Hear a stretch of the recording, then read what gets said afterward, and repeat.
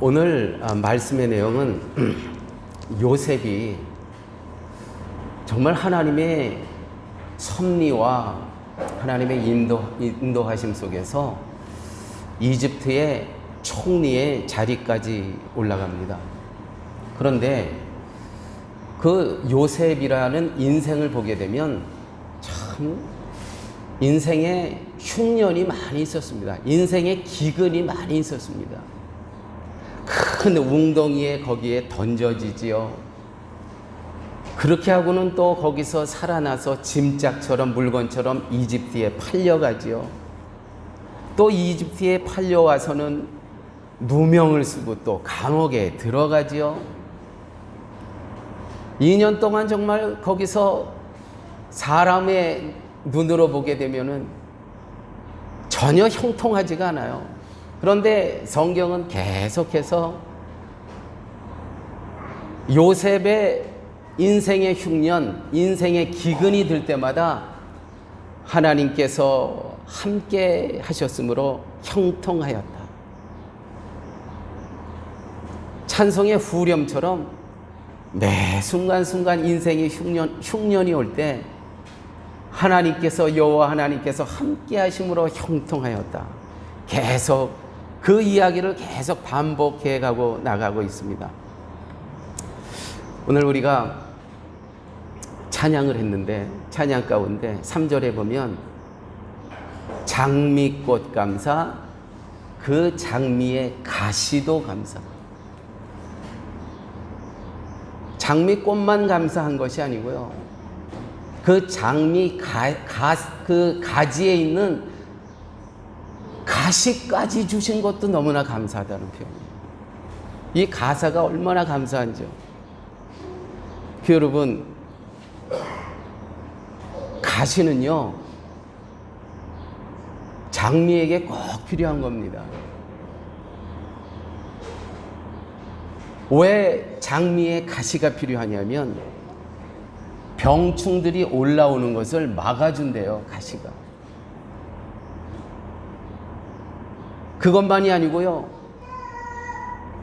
습기를 그 가시가 빨아들인대요.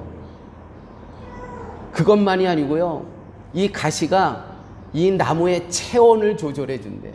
가시가. 그것만이 아니고요, 가시는요 이 장미가 타고 올라갈 수 있도록 역할을 해준대요. 이 가시가 다른 거에 꽂혀가지고 엉켜가지고 이 나무가 쭉쭉 타고 올라갈 수 있도록. 여러분, 나의 삶 가운데 나를 태클 걸고 나에게 가시와 같은 존재가 있습니다. 그것이 가장 가까운 형제지간에도 가시와 같은 형제가 있어요. 이 요셉에게는요 형제들이 가시였어요. 이 인생의 흉년은 이 형제들로부터, 인생의 가시부터 시작되었다는 것이죠. 이 가시 많은 요셉에 대해 성경의 기록은 여호와가 함께 하심으로 형통하였더라. 정말 성경은요 여러분, 결코 논리적이지 않고 이성적이지 않고 우리의 계산으로 답이 나오지 않습니다. 성경은요 이성적인 책이 아니에요. 논리적인 책이 아닙니다. 우리가 익숙한 우리의 계산으로 절대 답이 나오지 않습니다. 어떻게 구덩이에 빠졌고 짐짝처럼 팔려갖고 누명을 써서 감옥에 들어가는데 여호와가 함께 하심으로 그 인생이 형통하였더라. 어떻게 그 삶이 형통할 수 있겠습니까? 여러분, 그러므로 성경을 여러분 논리적으로 해석을 하면서 여러분들의 이성으로 여러분들의 계산해서 여기서 답을 찾겠다라고 하게 되면 전혀 답이 안 나옵니다. 제가 여기 서 있는 것은 논리로 여러분들을 설득시키기 위해서 여기 있는 존재가 아닙니다. 제가 오늘도 여러분들에게 말씀드리는 하나님께서 저를 통해서 하시고자 하시는 일은 하나님의 은혜로 여러분들이 믿음의 세계에 잠기기를 원하셔서 제가 여기 있는 것뿐입니다. 아무쪼록 오늘 이 말씀 가운데 여러분들이 믿음의 세계에 흠뻑 젖어지는 그러한 복된 시간이 되시기를 예수님의 이름으로 축원드립니다. 이스라엘을 구원하시기 위해서 하나님께서는 요셉을 먼저 애굽으로 보내 총리를 삼으시고 인생 흉년을 준비하시는 하나님의 경륜이 계셨다는 것이죠. 여러분, 요셉은 자신이 애굽에 오게 된 것을 형들이 아닌 하나님에 의해서 된 일이라고 고백합니다. 내가 여기 온 것은 당신들이 어떤 그러한 죄악을 통해서 나를 구덩이에 집어넣고 나를 팔고 해서 내가 여기까지 온 인생이 아니다. 당신들은 단지 쓰임을 받았을 뿐이다. 하나님의 계획에. 그래서 내가 오늘 여기 있는 것은 당신들 때문에 내가 여기 있는 것이 아니고 당신들을 도구로 사용한 하나님의 뜻 가운데 하나님의 파송을 받고 오늘 내가 여기 있노라. 와, 이거 너무 놀라운 해석 아닙니까? 사랑하는 여러분, 성도는요, 이 말씀 안에서, 복음 안에서 해석의 능력이 있어야 되는 것입니다. 이 해석이 능력이 없으면 우리의 인생은 너무 초라해요.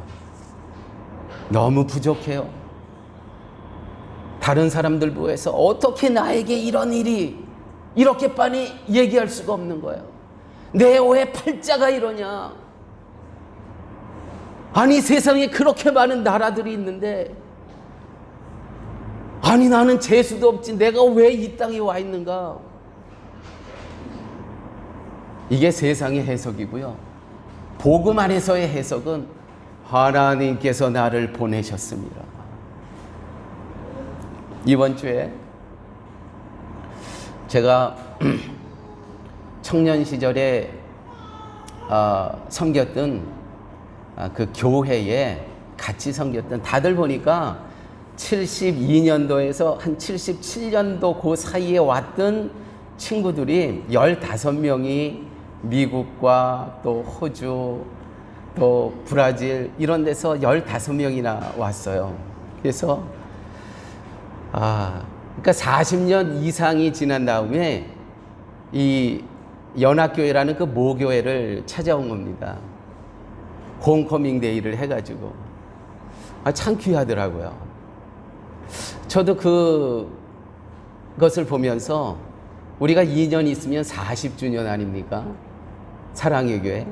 그 40주년쯤 해서 우리도 다 이렇게 흩어져 있는 그러한 사랑의 교회, 예전에 이 교회를 섬겼던 분들에게 우리가 초대장을 보내서, 물론 여기까지 오는 거는 자비로우시지만 그런 예배 참 귀한 것 같아요. 그분들과 얘기를 하면서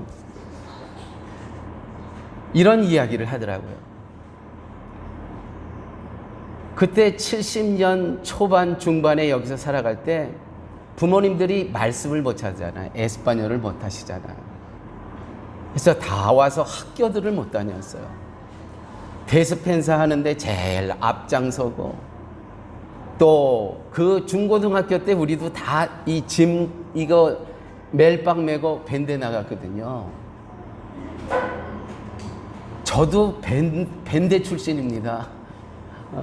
이게 짐이 큰 거 메고 또 오토바이 타고 여기서 시우다 델레스테까지 가서 밴드하고 돌아오고 그랬어요. 그래서 그 친구들 하는 얘기가 학교도 못 다녔대요. 네, 맞습니다. 그때 학교 못 다닌 친구가 많이 있습니다. 그런데 결국 고백이 뭐냐면, 그때는 힘들고 부모님들이 원망스럽고, 어떻게 부모님들이 이렇게 대책 없이 이렇게 이민 올 수가 있는가, 그러한 부모님들에 대한 원망이 있었지만, 오늘 뒤돌아보면 그분들이 그때 이민을 나와셨기 때문에 나의 자녀들이, 후대들이 미국에서 또 브라질에서 다 그들은 좋은 직장을 갖고 좋은 학교를 마치고 그분들이 그때 이민 나오시는 결단을 하지 않으셨다면 오늘 우리가 있겠는가? 정말 다 이구동성으로 그러한 표현을 하더라고요. 사랑하는 교회 여러분, 요셉은 자기 인생에 대한 요셉의 믿음이 있었습니다. 이게 복음 안에서의 해석이 있었습니다. 그거는 형제들이 나를 미워해서 내가 여기 와 있는 그러한 존재가 아니고요. 그 복음 안에서의 모든 과정을 해석해 보니까 하나님께서 오늘 나를 이 이집트에 보내셨다, 파송했다는 것이죠. 하나님이 개입하셔서 일하신 하나님의 섭리와 하나님의 흔적이 거기 있다는 것이죠. 사랑하는 교회 여러분, 우리가 이러한 시각과 믿음으로 인생을 바라볼 수 있다면 누구 때문에 라는 말은 하지 않게 될 것이라는 것이죠. 여러분 누구 때문에 이 파라과이에 와 있습니까? 우리가 같이 신앙생활을 하다 보면 자꾸 누구 때문에 아닙니다. 원망과 불평할 것을 많이 있는 것 가운데서도요, 감사하셔야 합니다. 지금 이 요셉이 그렇습니다.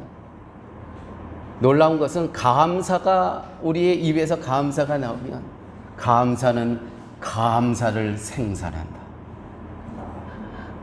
내가 오늘 원망과 불평 가운데 감사하잖아요. 복음 안에서의 해석을 하고 감사를 하잖아요. 그러면 계속해서 감사할 일이 생산된다는 거예요. 저 한번 따라 하실까요? 감사는 감사를 생산한다. 그렇죠. 그러나 기억하십시오. 그 형들은 이 요셉을 구덩이에 집어넣고 또 팔고 또 이집트에 와서 험한 인생을 살게 한 장본인이지만, 물론 요셉은 그것을 복음 안에 해석하지만, 그러나 형들의 죄는 정당화될 수 없다는 거예요. 그 형들의 죄는 하나님께서 물으신다는 것이죠. 가끔 자유신학자들이 이런 얘기를 합니다. 마치 가룟 유다의 죄가 정당화시키는 거예요. 가룟 유다가 예수님을 팔아먹었기 때문에, 예수님이 십자가에 지고 우리를 구원하셨기 때문에 가룟 유다도 그 죄를 정당화할 수 있다? 아닙니다. 하나님께서 가룟 유다의 죄는 그 죄값을 물으시죠. 그렇지만 그 안에서도 하나님께서 하실 일을 펼쳐나가신다는 것이죠. 그러므로 사랑하는 교회 여러분, 우리가 이 땅에 살아가면서 나의 죄를 정당화하지 마세요. 회개에는 반드시 왕복거리가 있음을 기억하십시오. 내가 오늘 예수 믿었습니다. 오늘 말씀에 은혜 됐습니다. 오늘부터 짠 하고 새 길입니까? 아니에요. 여기까지 오면서 내가 누구에게 사기치고 누구를 상처받게 하고 누구에게 돈 빌려갔는데 안 갚고, 성도는요 돈 관계가 깨끗해야 됩니다. 빌린 돈이 있으면은, 그러니까 회개는 무엇이냐면 왕복거리가 꼭 필요한 거예요. 돈 떼어먹고 나는 계속 은혜의 생활을 할 수 있겠다. 안 됩니다. 그 절대 안 됩니다. 풀려지지가 않습니다. 돈을 갚으세요. 왕복거리가 꼭 필요한 겁니다.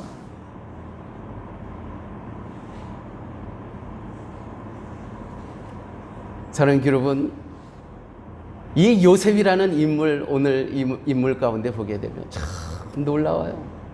어쩌면 그 힘든 그 가시와 같은 자기 인생의 흉년을 그 복음 안에서 재해석하면서 당신들이 한 것이 아니고 하나님께서 당신들을 도구로 써서 나를 파송해서 오늘 내가 이집트의 국무총리까지 됐다는 것이죠. 이건 정말 놀라운 반전입니다. 여러분, 이런 얘기가 있습니다. 맷집과 뚝심이 있는 선수가 결국은 권투에서 이긴다는 거예요. 많이 때려서 이기는 게 아니고요. 많이 때리는 것을 맞고도 한 방을 갖고 있다가 한 방 때문에 이긴다는 것이죠. 그래서 뭐예요? 맷집과 뚝심이 있어야 된다는 거예요. 요셉은 세상적으로 고통과 고난을 정말 많이 받은 사람이에요. 그런데 영적인 맷집과 뚝심이 있었어요. 우리 인생 가운데 나를 성장시키는 사람이 있고요, 나를 성숙시키는 사람이 있어요.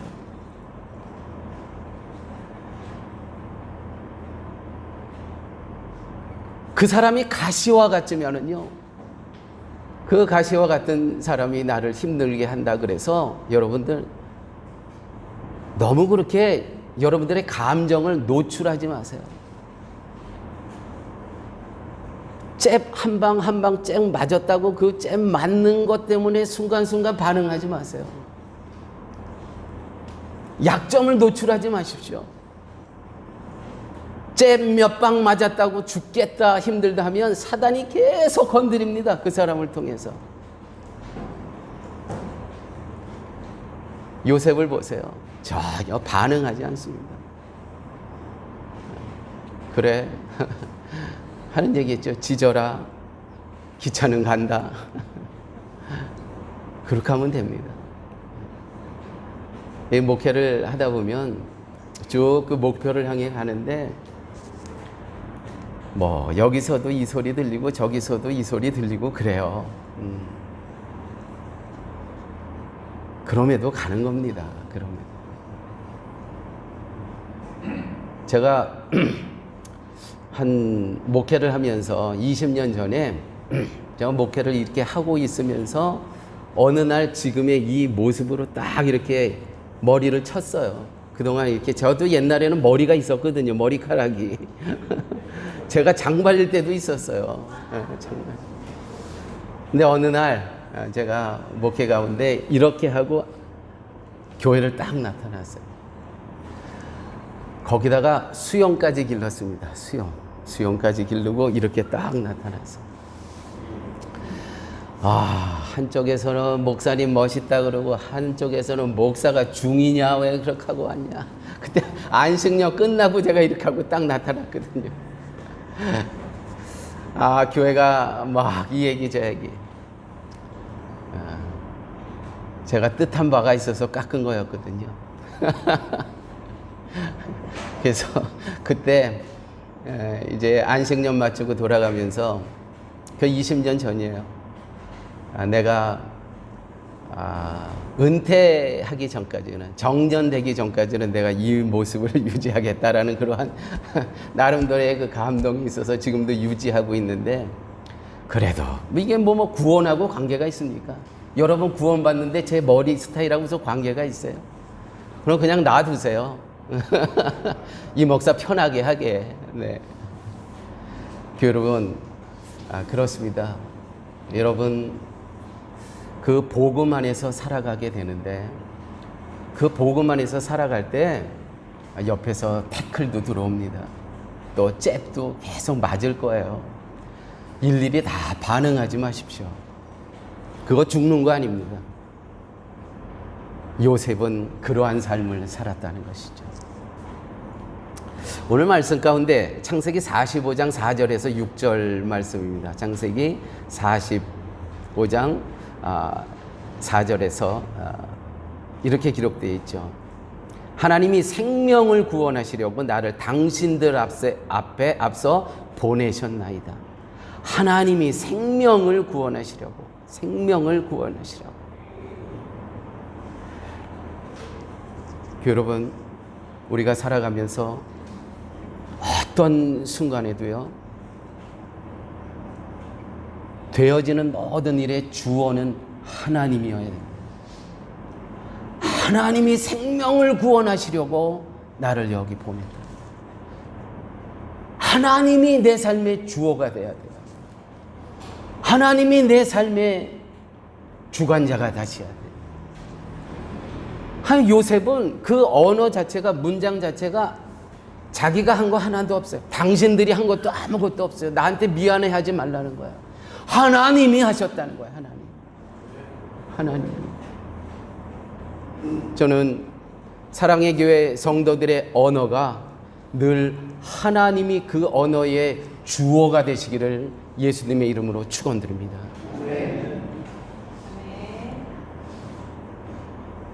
창세기 44장, 오늘 보면 이전에 44장 27절에 형들의 입에서 어떤 이야기가 나오냐 하면, 형들의 입에서 아버지 야곱이라는 우리 아버지는 늘 습관처럼 당신이 가장 사랑했던 여인이 라헬이라는 거예요. 라헬. 그 라헬의 이야기를 계속 들려줬다는 거예요. 내 사랑하는 라헬을 통해서 요셉과 베냐민이 있다는 거였어. 계속해서. 나머지 아들들은 내가 사랑해서 낳은 여인이 그 자식들이 아니라는 거야. 뭐예요? 자라면서부터 편애를 받았다는 것이죠. 늘 우리 아버지 야곱은 당신이 그토록 사랑했던 그 라헬을 통해서 얻은 그 요셉과 베냐민만 사랑했다는 것이죠. 그들이 자기 아버지를 통해서 들은 언어는, 너희들은 시민으로 치면 2등 시민이다. 나에게는 사랑하는 그 여인 라헬을 통해서 얻은 요셉과 베냐민만 내 아들이라는 것이었다. 그것을 계속 듣고 자랐습니다. 결국 어떤 이 가정의 슬픈 이야기가 나오죠. 그 편에 제대로 사랑을 받지 못한 형제들이 단합해서 이 사랑을 독식한, 아버지의 사랑을 독식한 이 요셉을 구덩이에 집어넣잖아요. 짐짝부터 팔아버리잖아요. 사랑하는 부모님 여러분 편애하시면 안 됩니다. 여러분들의 가정에 이러한 불상사가 일어날 수 있다는 거예요. 하나님은 편애하시지 않습니다. 이런 말씀이요, 저에게는 너무 귀한 말씀이에요. 목사는 절대로 편애하면 안 됩니다, 성도를. 목사가 누구는 주일 성수 잘해서 그 사람을 사랑하고, 누구는 목사를 점심을 잘 대접해서 누구를 사랑하고, 누구는 헌금을 잘해서 누구를 사랑하고. 저는 정말 그렇게 편애하는 목사가 되지 않으려고 참 노력합니다. 오히려 정말 주일 성수하고 또 헌금 생활, 11조 생활하고 그런 분들이요, 저에게 상처받을 확률이 훨씬 많습니다. 왜요? 저는 그런 분들을 돌같이 여기거든요. 이게 맞는 말인지 모르지만. 여러분, 그렇습니다. 여러분 가정에서 여러분들의 자녀들 편애하면 이게 야곱의 가정의 불상사가 또 일어나는 거야. 그래서 요셉도 어떤 걸 아냐면, 이 창세기 44장을 나도 가해자구나. 나도 죄인이구나. 우리 같이 사랑의 교회에 신앙생활하는 우리 사랑의 교회 성도님 여러분, 교회가 어떤 어려움에 직면을 하게 되면 우리 모두 다는 이러한 생각을 해야 됩니다. 내가 가해자일 수 있다. 얼마든지 가해자일 수 있다. 내가 지금 이 어려움에 내가 책임 있는 당사자일 수도 있다. 누구나가 다 그렇게 해야 됩니다. 목사로부터, 장로로부터, 권사로부터 이 의식이 우리 안에 딱 자리 잡혀 있어요. 그래서 목사는 성도들 중에 누가 감기가 걸려도 목사 책임이라는 그 의식을 갖고 목회하라는 거예요. 정말 목회를 해보니까 그 말씀이 맞더라. 선배 목사님들의 말씀이 맞아요.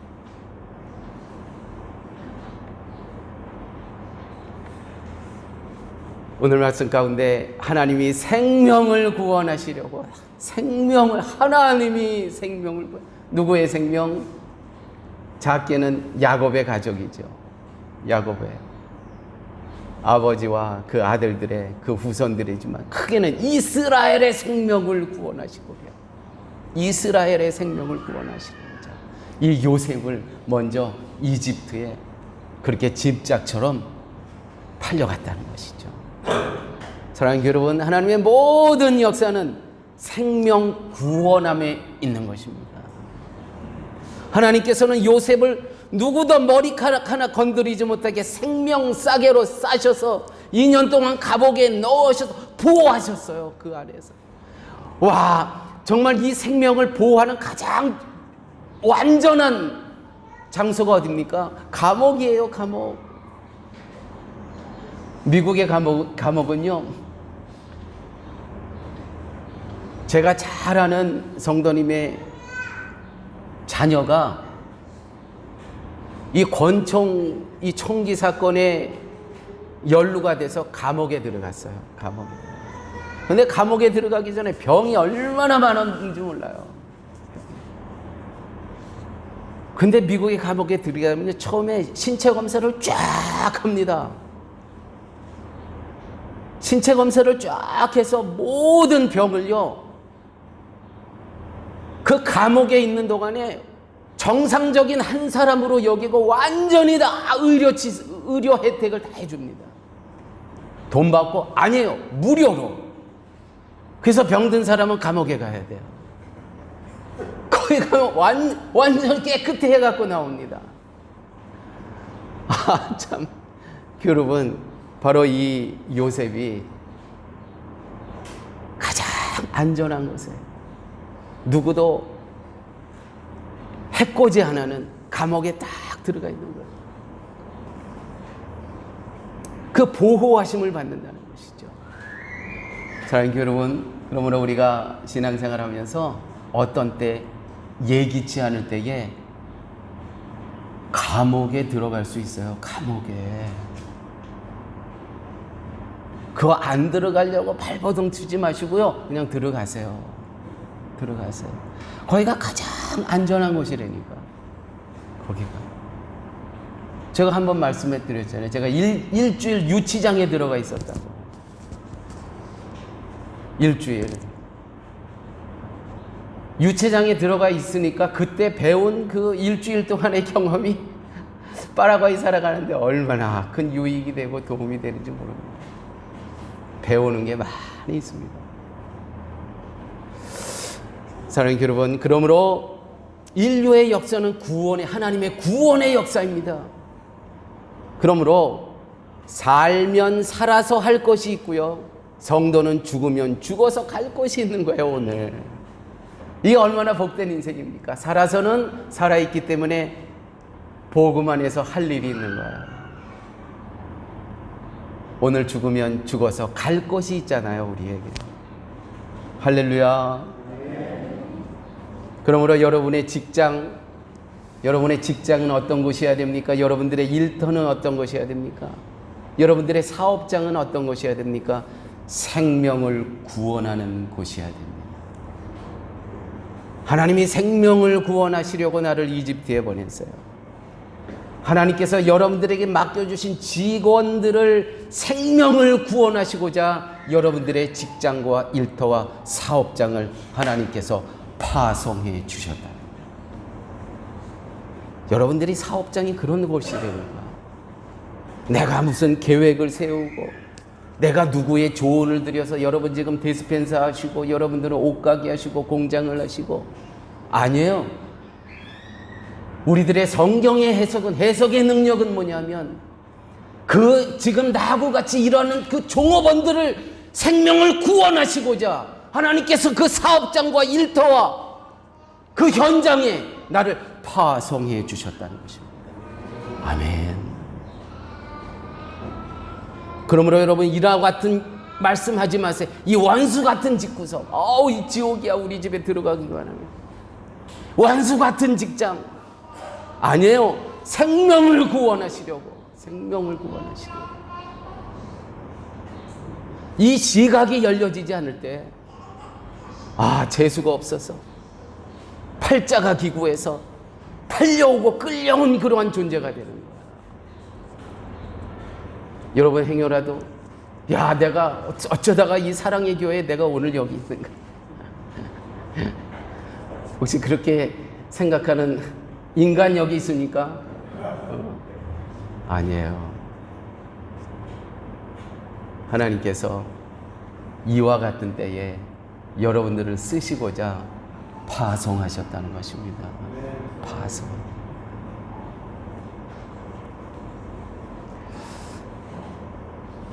우리의 복음 안에서의 이 영적인 눈이 열려야 내가 하나님의 손에 의해 생명을 구원하고자 먼저 온 존재였구나.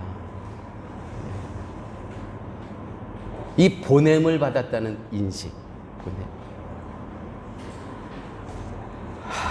오늘 이제 말씀을 정리하면서 제가 오늘 5절부터 좀 말씀을 보도록 하겠습니다. 하나님이 생명을 구원하시려고 나를 당신들 앞서 보내셨나이다.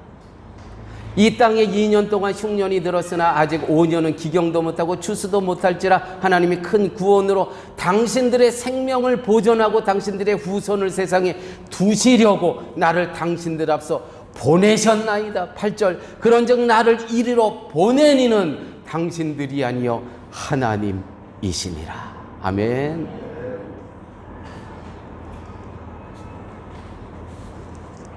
저희들을 파라과이로 보내신 하나님 파송하셨습니다. 그러므로 사랑하는 여러분 감사하세요. 감사는요 비타민 C와 똑같은 역할을 합니다.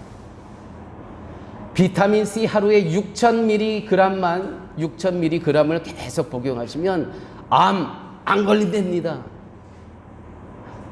육체적으로 암을 이기기 위해서는 여러분 비타민 C 6,000mg 매일 드세요. 우리의 영적인 암이 걸리지 않기 위해서는 감사를 계속 말씀합니다. 어떤 형편과 어떤 조건에서도 하나님 감사합니다. 어떤 인간이 나를 계속 가시처럼 찔러요? 감사하세요. 요셉처럼 형통한 처럼 감사하세요. 암도 이긴다는 겁니다. 창세기 50장 19절에서 21절 말씀입니다. 요셉이 그들에게 이르되 두려워하지 마소서. 내가 하나님을 대신하리이까. 당신들은 나를 해하려 하였으나 하나님은 그것을 선으로 바꾸사 오늘과 같이 많은 백성의 생명을 구원하게 하시려 하셨나니 당신들은 두려워하지 마소서. 내가 당신들과 당신들의 자녀를 기르리이다. 아버지의 죽음 앞에서 형들에 대한 완전한 화해요 용서의 장면이 나옵니다. 하나님의 주권적 역사하심과 주대심이 찾아오면 사람에 대한 미움이 사라집니다. 사랑하는 여러분, 이제 올해도 11월 달 이제 거의 마감하는 달에 접어들어서 우리는 12월부터 2024년도를 시작하죠. 이 11월 달은요 아마 계속해서 제가 감사와 용서에 대해서 얘기할 거예요. 한 교회가 앞으로 나가는데 나라는 그릇에 감사와 용서의 마음이 넓혀지지 않으면 교회 앞으로 안 나갑니다. 여러분, 우리 사랑하는 성도들 가운데 누구라도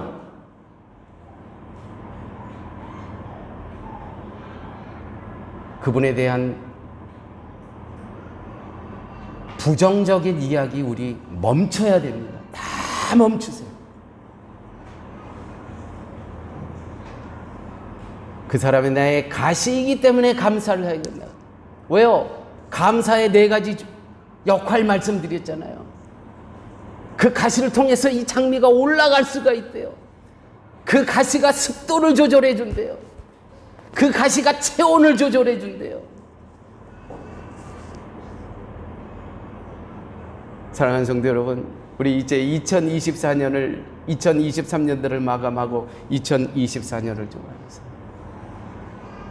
정말 이 성도 감사만 보세요. 감사. 내가 또 무슨 용서할 게 내가 어디 있습니까? 나도 요셉처럼 가해자예요. 저 사람들은 편애를 받은 사람들이라고요. 내가 누구를 용서할 자격이 내가 어디 있습니까? 그런 조건을 내가 언제 내가 부여받았습니까? 다 가해자입니다. 우리는 신앙생활 하면서 우리는 다 가해자다라는 의식이 있을 때 교회는 앞으로 나아갈 수 있는 거예요. 그러므로 이러한 것이 다 갖춰졌을 때 교회의 사명은 선교다. 생명을 구원하시기 위해서. 그래서 이 사랑의 교회를 통해서 하나님께서 이 이웃들과 파라과이의 이 죽어져가는 영혼들을 살리기 위해서, 생명을 구원하기 위해서 38년 전에 하나님께서 이 땅에 이 사랑의 교회를 세워주셨다는 것이죠. 그러므로 하나님께서는 이곳에 우리를 파송해 주셨다. 뭐예요? 생명을 구원하시기 위해서. 아멘. 아버지 하나님 감사합니다. 말씀을 통해서 하나님께서 저희들을 이 땅에 이 사랑의 교회에 파송하신 이유와 목적을 깨닫게 하여 주심을 아버지 하나님 감사합니다. 말씀을 들었사오매 우리가 감사할 수 있게 하여 주시고, 내가 바로 가해자였음을 기억할 수 있게 하여 주시고, 하나님, 나는 무익한 종입니다. 나는 마른 막대기와 같습니다. 예수 그리스도의 은혜의 생명이 없으면 나는 아무 가치가 없습니다 라고 고백하며 주님과 동행하는 삶 살게 하여 주옵소서. 예수님 이름으로 기도드렸습니다. 아멘. 이 시간 우리 다 같이 일어나셔서 함께 찬양하십니다. 544장입니다.